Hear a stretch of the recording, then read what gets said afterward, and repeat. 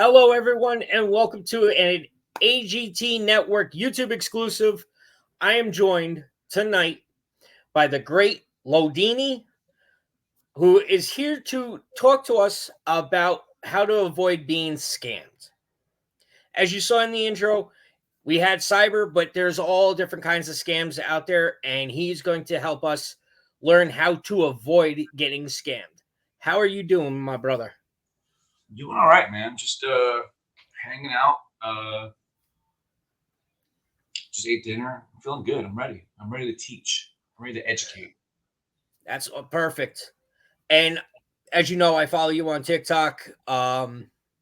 You've been out there promoting how to avoid scams, what to look for. So let's just get right into it. How did you start teaching the philosophy you have?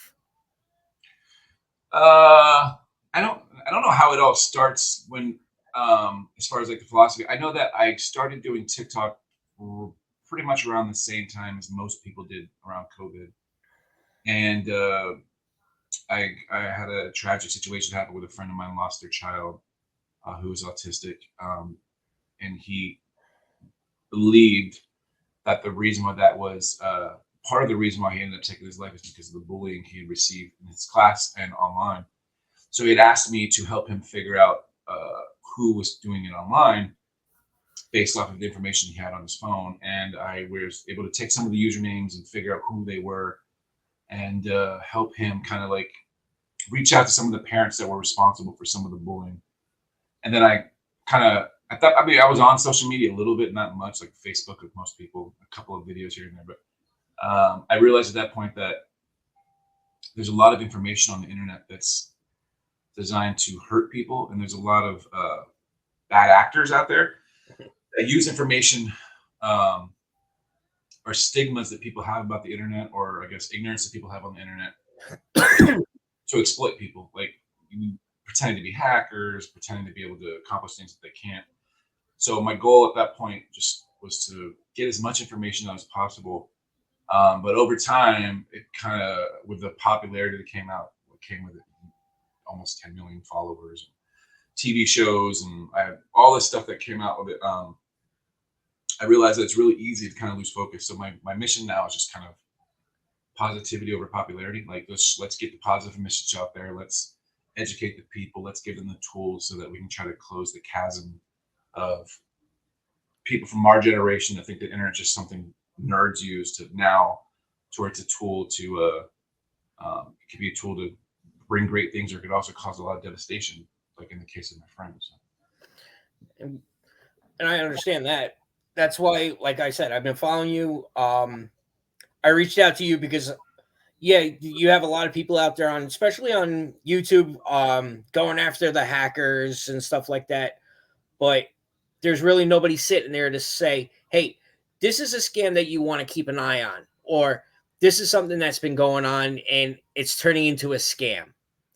And with you, you're actually sitting there saying, okay, this is what we need to keep an eye on, and teaching people how to visualize what they're doing that could potentially become a fraud victim. Fraud, misinformation, harassment. I mean, I'm the type of person that if you brought to a family reunion and you were worried about going to that family reunion because you know that one guy's going to be there and say, "Oh my God, you look like you got fat," or "Oh my God, you look like something's like you got a nose job." Like I'm that guy. Like if I see something different or wrong, or something that needs to be like said, or I'm not the type of person to not say it.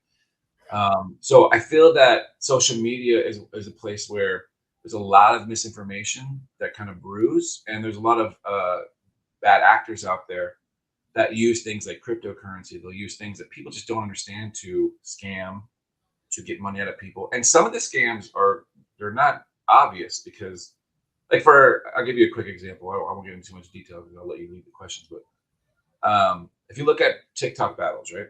Yeah. On its surface, it seems benign, right? It seems like it's just creators communicating with their community, trying to, I guess, battle people. I guess I don't know. I don't know what a battle is, if that's a battle, but essentially what ends up happening is that I'm sure there are people out there that are good faith just creators that want to make a little extra money, and they're entertaining people, almost like the vaudeville days of like you put your hat out and you get some coins for your whatever. But it's also a dark place for people to manipulate and coerce people to do crazy things like max out their credit cards and all under the guise of like I'm or the charity or fake or implied relationships. So there's a lot of scamming going on that level.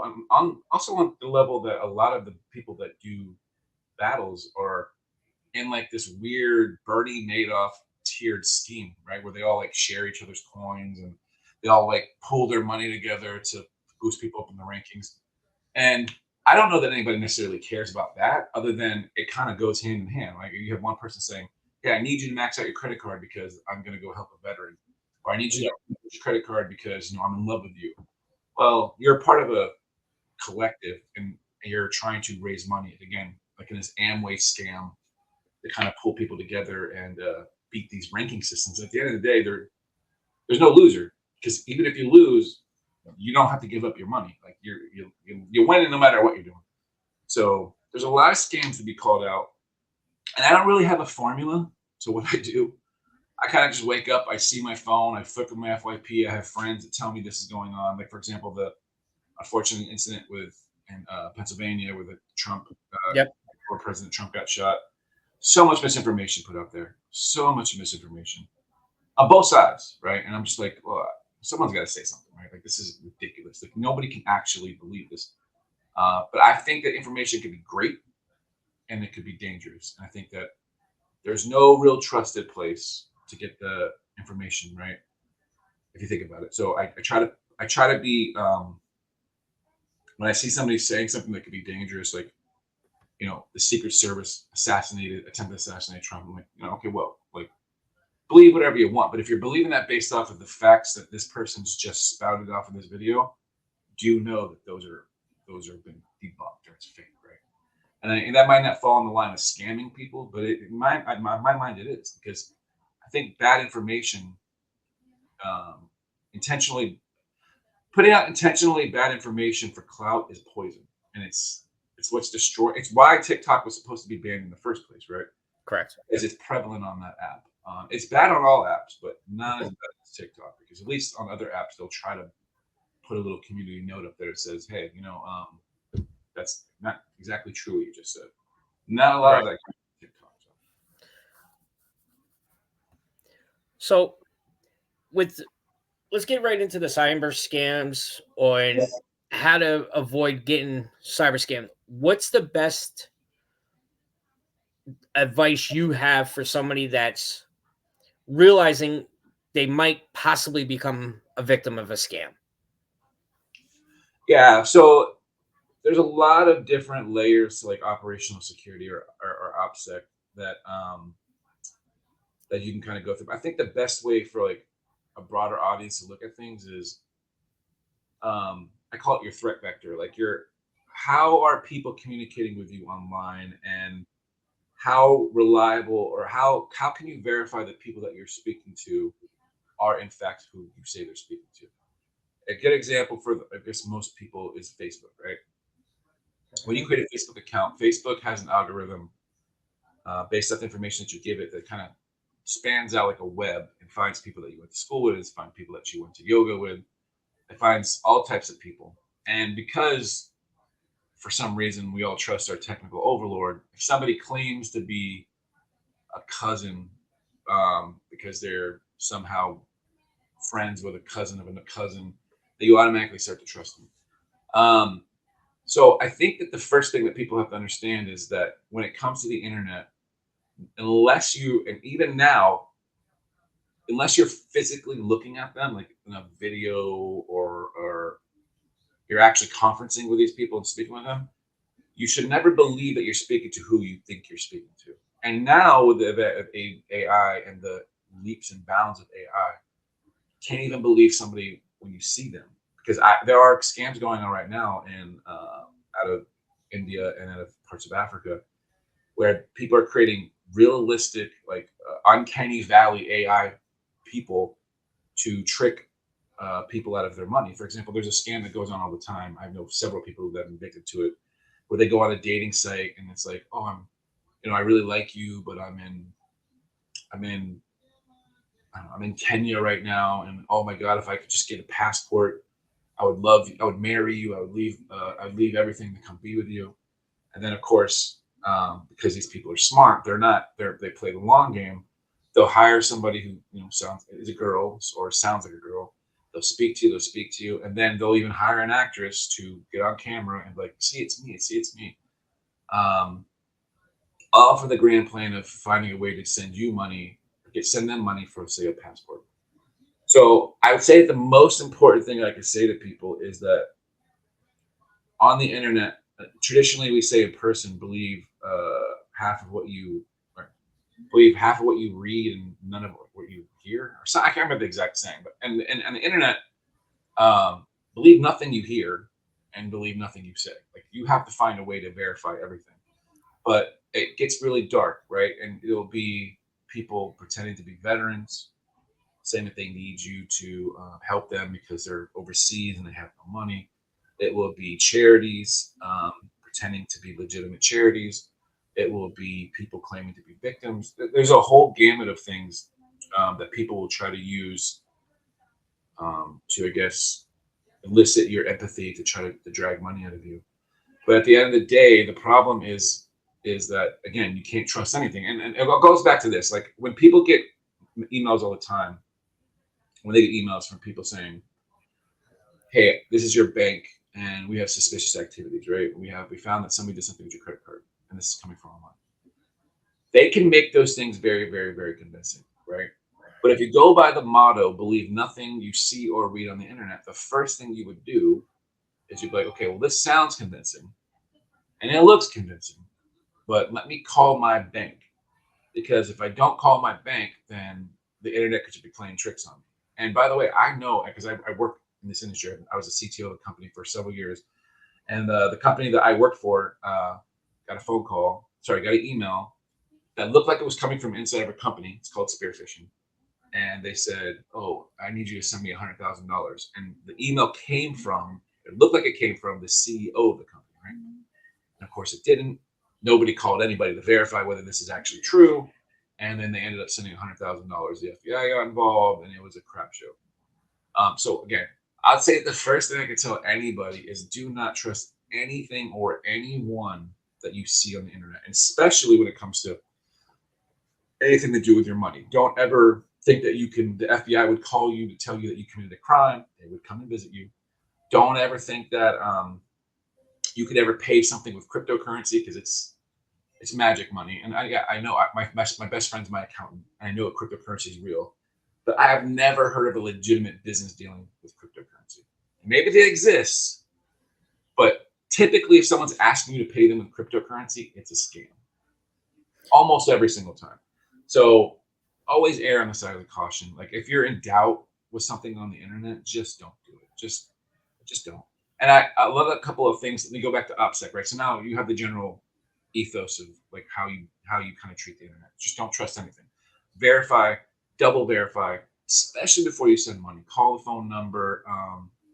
Obviously, there's a lot of little subtle things you can do that I don't have enough time to get into. But like if you get an email and like it says it's from Microsoft, but if you hover over the email address, it'll actually show you the email and it's like rottenflower@gmail.com or something at gmail.com. Obviously, legitimate businesses don't operate off a Yahoo email, right? There's 1,000 things you can get into with that. But I would say, like, to prevent yourself from being a target of this information, there's a couple of good things I could tell you to do to kind of keep your information out of the hands of the data brokers. And I'd like to educate people on the fact that whenever you go online, and it's hard to do it at this point because you've probably been on the internet for a long time, but as much as you can, if you create accounts online, if you're going to have an online life, I like to look at the online life as a sim or the game Sims, right? Create yourself a name, create yourself an identity, like a personality, whatever it is, but that personality shouldn't be you. Give that personality a phone number, whether it be Google Voice, give that personality an email address, give that personality a backstory, a little lesson in whatever, call it acting, and use that personality to purchase, to sign up for things, and to do your online activity. Now, you don't have to use your first and last name. You don't have to use your name at all for almost all online transactions. People don't really understand this, I don't think. But for a credit card transaction to go through, all that has to be accurate is the credit card number, the expiration date, the CVV or CV, whatever number. CVV. And the zip code.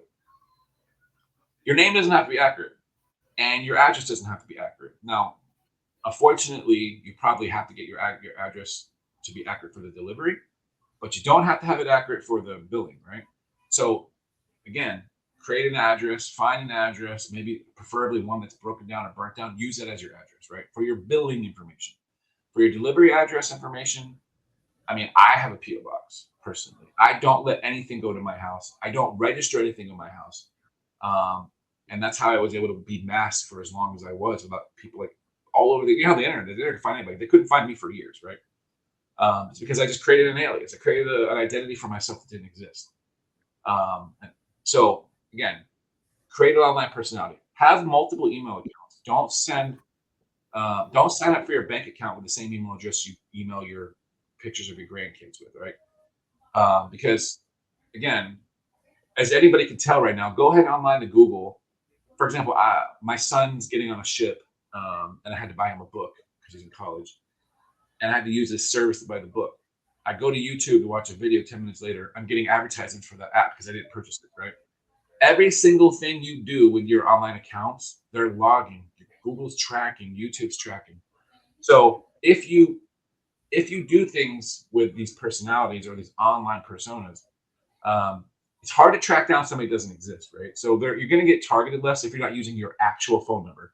And if you'll know that the only phone number you're using for online stuff is that number, then when you get a call from Microsoft or when you get a call from, I don't know, Apple or whoever, and they're saying that they're there to help you and they're calling you on this number that you know is only being used online, well, that kind of narrows it down that that's not a legitimate phone call, right?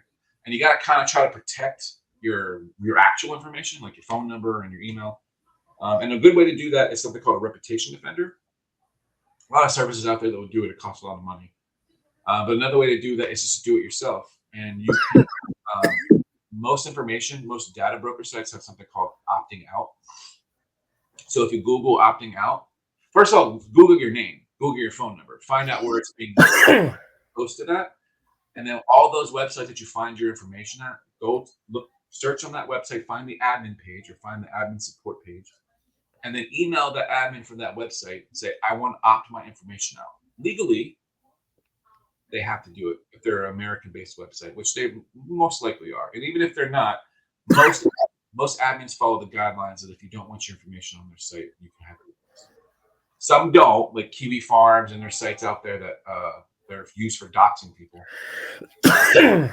But other than that, there are a lot of good websites out there that you can use to keep your information off. And what I like to do is I like to set up like a free Google alert to constantly check Google to see if my name's coming up. Sometimes I'll be in the news. I don't even know I'm in the news. And then I'll be like, oh, cool, that's good. And sometimes somebody will be trying to dox me. I'm like, oh, that's bad. And then I can go and, whatever actions I need to get that information removed off the internet. So I say good OPSEC, build your own online personalities with your account passwords so that you can't get those hacked. Don't use simple passwords. Don't use your pets' names. Try to use sentences for your passwords, like I went to the store or my favorite color is green, but use for example, the letter E, use the number 3. Make it easy, but make it long. The longer the password, the better. Specialized characters don't really matter, but the way password hackers or crackers usually work is they use dictionary words and they'll string together dictionary words and they'll try to spell different variables. So try to use sentences in your password. Make them like 15 characters long. Make it an easy sentence that you can remember, right? But don't make it like my first name is Steven. Right? I mean, just like I went to the store. Or I'm a big fan of the Patriots or whatever. And also, always with your accounts, to keep yourself protected, always turn on multi-factor authentication. Turn on the highest level of protection they'll give you, but most accounts minimally will allow you to have multi-factor authentication. And what that basically means is whenever you get that little code for some of those apps that require you to type that code in to get your Right. password, to get into your account. That's multi-factor authentication. And what that's doing is basically saying, okay, I know what you know, which is your password, and now you have to prove what you have. So I'm proving I know the password, and now you have to prove you're in possession of that phone. So multi-factor, right? So it's a good thing to have. It's not perfect because people can SIM swap and all that stuff, but it's definitely a lot better than you're going to get with just the password. So I spoke for a long time there. Was that good or? So you were talking about going on and getting like a subscription to somebody that does it. Out of all them that are supposedly out there, LifeLock, I think it's Godo is the other one. Who would you recommend the most to anybody that doesn't want to pay a lot but wants the protection? You're talking about from your reputation, like getting your information off the internet? Yes. I would say do it yourself. Um, if you want it to be 100%, uh, there's no guarantees anyway.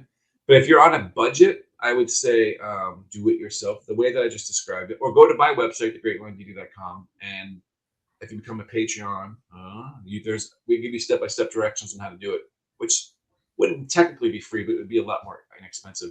But Reputation Defender, which is the actual name of the site, I've used them before, not for me, but for a family member of mine, and it actually was pretty in depth. I mean, they went through the dark web and they were able to do some things that I don't do the dark web. I think it's stupid, and I have nothing. There's nothing on there that I want anyway. But they were able to go out and they give you a report. They give you multiple different versions of your name or alias that you might have used, and they go out and they scrub it, and they scrub it every month. But it is expensive. So I would say that the one that I've had success with outside of doing it myself was the app called Reputation, or the site called Reputation Defender. I don't get paid by them, so I mean, you use them if you want. But I'd say that doing it yourself is the best way to do it on a budget. And you can actually, like I said, if you use Google Alerts, which is free, and if you stay on top of it, let's say do a month, you could definitely do a pretty good job keeping your information off the internet. And then I know a lot of times, if your information is out there, you'll get a text message, oh, you won here, or you get emails. Mm. That's all part of these bigger scams. Yeah, as I said, it would take more time than I have to describe all the scams, except for the overall ethos that you have to have. You have to have no matter what on the internet is believe absolutely nothing that you read. Now you can get a higher sense of quality, you get a higher sense of comfort if you're following the steps that I kind of laid out, which is like your bank account information only goes to one account, right? You're only using that one account for banks and stuff like that. So if you get an email on that, okay, I know my email is coming from my bank to here. So that way you can be like, okay, this is my bank statement. I can just trust that's what my balance is. But when it comes to like transfer money, or before you click on reset password, biggest thing that even I get caught with a lot is I always get emails from things that say, "Oh, your request to reset your password," and it's things that I have because I'm a common human being. I have Instagram, I have whatever, or I'm like, and then there's sometimes they'll send you like, "Oh, reset your password for Bank of America." I don't have Bank of America, but because it's so common, and because these guys have gotten so good at mimicking these things, I be saying to myself, "Well, God, I didn't request to change my password, but I do have this account, so let me click on the link." Well, if you didn't ask for it, and then you don't trust it, like if your bank's policy, and they'll tell you in their emails that we never request information from you through email or phone calls. If that's their policy, believe them, right? Believe them more than you believe anything you're seeing on the internet, because the internet is it's easy to trick you on the internet because it's easy to mimic those apps, right? So I would say, like I said, develop the ethos of like trusting nothing on the internet. Like build your own accounts, separate your accounts, segregate your accounts into social media, accounting, so that you kind of narrow it down. That if your banking information shows up on your social media account, well, that's not real because they don't even have my information in this email. right? So if you kind of like, you know what I mean? If you compartmentalize things, you kind of organize it a little bit better, and then you just always go by the ethos. Know what your especially when it comes to your financial stuff, know what their policies are so that you know what to trust and what not to trust when they're asking you. Will they call you on the phone? But as far as like other scams when it comes to the internet, um, do your research, right? Like if somebody claims that if you have it in your heart that if you want to help a random stranger that you met on the internet, I have never, ever, ever heard of anybody successfully starting off a story with, "Hey, I met this person on the internet and they're in trouble," and then the story ended well, right? It's always a scam, always somebody trying to get money. Even with these people on TikTok and the people that I've ended up helping for their charities, some of them ended up being scams because you have good faith and you want to help people. And you hear veterans, I'm a veteran. I'm like, oh, I want to help you. But it's better. You're better off just doing your research and being very, very weary about what people are motivated on.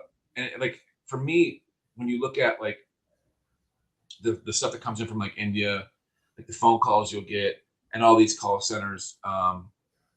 Best thing to understand is that people like me, and I've been doing this for 25 years, I can be tricked. And it takes, even with my trained eye, they're getting so sophisticated that even things like I said, I saw something yesterday that I almost clicked on. I was like, wait a minute, maybe I did. That's why I have to reset. But I think that you have to always err on the side of caution. And if somebody's asking you for money and they're saying things to you like, oh, well, I can't verify, I can't go on camera, I can't see my picture, my cell phone's not working. Well, obviously, you have to have a bit of common sense. And also, if it's coming from the internet, extraordinary claims require extraordinary evidence. Meaning, if you're coming from the internet, you're already starting off on a bad foot. Like, and if someone's claiming to be in trouble and they're claiming to be a veteran, they're claiming a lot of extraordinary things. Where's the extraordinary evidence? Especially before you're reaching into your bank pocket and giving that stuff. I mean, that's the best advice I can give. Okay.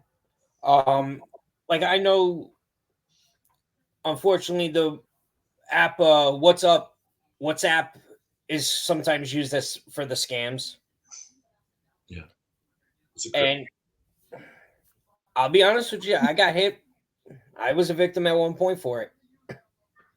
My own stupidity. There's a lot of scams out there. It's hard not to. So they're evolving every day. There's scams where people hit you on WhatsApp. There's sextortion scams, which are becoming a big thing. I had a story of a guy the other day that he's on a dating app. He started talking to a girl. She said she was 25. They were talking. She stopped talking to him, or she started saying things like, "Come over and visit me," and like, "Give me your phone number. We'll text." And of course, he's agreeing.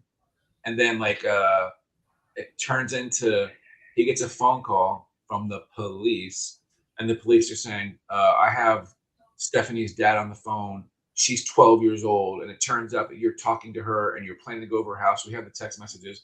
We're going to need you to pay her therapy fees because now she's traumatized from being talking to an adult. And if you don't pay those fees, we're going to throw you in jail." And these were like American people talking to him, right? So the scams get sophisticated, and you have to be confident in the fact you have to sit there and rely on common sense. Like people, I'm not saying you didn't get scammed. You can tell me how you got scammed, and you can probably see how you got scammed, right? Yep. The problem it always goes down to is that people have a trusting nature, but your senses, like evolutionary, and from an evolutionary perspective, your senses are what keep you safe, right? Unfortunately, on the internet, you're down to one sense, and that's your sight, right? So as far as like sensing out whether or not you're in danger, whether somebody's trying to scam you, manipulate you, harm you, um, coming from the internet's a hard place because basically people are really good at tugging at empathy. And if you're a good-hearted person, you're going to want to help. Um, and you just can't. So you just have to take a no internet policy stance. I'm like, if it's born from the internet, I can't trust it. Sorry, if you need my help, find a way to reach me in the really real world. And how did you end up getting scammed? So, as I thought it was somebody that I trusted and started talking to a female, and that was all it took. Yeah. Um, it's a real easy one for us men because when it comes to that, we start thinking with the wrong brain. You know what I mean? Yeah. It happens.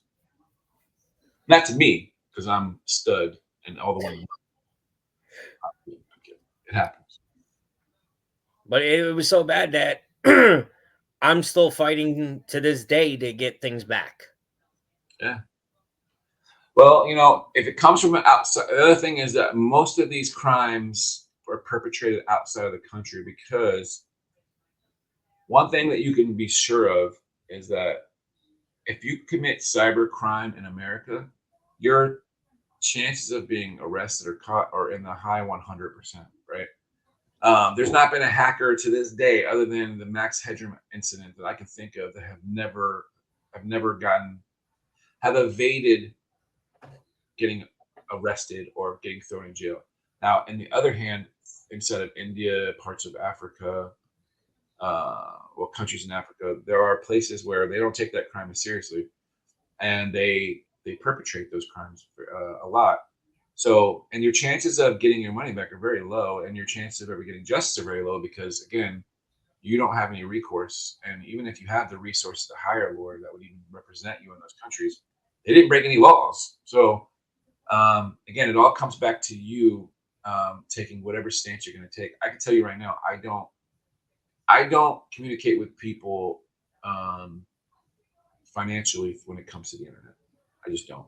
So if somebody wants to, if it's a family member and they need my help, which is another scam that people put out, like, oh, this is your cousin Nikki, I'm in Russia.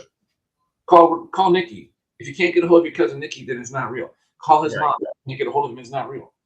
Right? You just got to do your due diligence, or you'll get had once and you'll never do it again.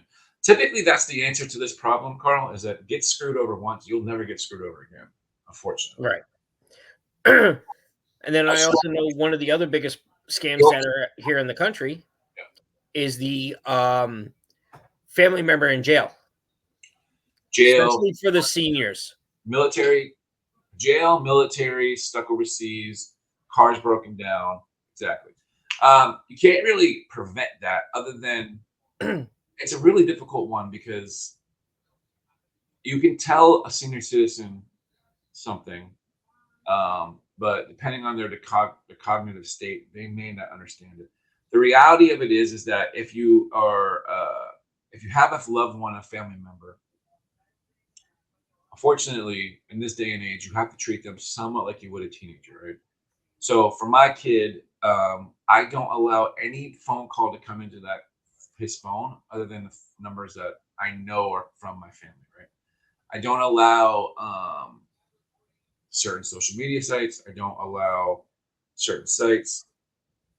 Now, if it's somebody that you care about and they're in a cognitive decline and you're worried about them, you might want to get one of those softwares. Like I use Norton Family Suite, which is pretty good. And I don't, not for an adult, but obviously, but for somebody who's in that situation, they're getting phone calls, it might be in your best interest to at least get their permission to monitor, assist, or whatever you're gonna do to make sure that you can at least help them. Obviously, with their permission, don't go breaking the law or anything. But unfortunately, it happens a lot. It's probably their number one target. Again, the same company that I work for, the owner of the company he's a very older gentleman, and he kept getting scammed by. He kept telling me AOL called me, keep wanting me to pay their bill. I haven't had AOL in 20 years. And I'm like, why does he keep saying AOL calling him? And there was somebody calling him for several years. He kept paying them. They kept claiming to be AOL. And he keeps saying, they keep asking me to go to the store and get gift cards. Why do I got to pay AOL gift cards? I'm like, you're being scammed, sir. So other than telling him don't answer the call, can't really do anything. But if it's your family member, you can block it. You can get those you get that software that like detects scam calls, and it'll pop up on the screen before they answer it. Don't answer it, it's a scam. Don't answer it, it's a scam, right? So unfortunately, for the millions of people that are elderly that don't have somebody to do that for them, this is the reason why this industry will never go away, right? But for the people that can, that have those family members, the best thing you could do is just help set up their technology to alert them that they're about to be scammed in their email and in their obviously their mobile devices. Okay.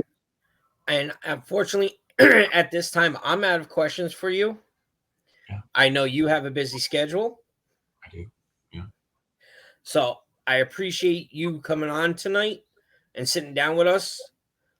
This will actually be on YouTube tomorrow for noon on our network, and we'll shoot it over to you so you could get onto yours. But again, I appreciate you taking the time out of your busy schedule tonight to sit down with us, and hopefully we can do this again. I'm all about getting information out there, Carl, and I appreciate you inviting me. So again, folks, for the Great LonDini, and I'm Carl, and guess what? We'll all catch you up on the flip side. Peace.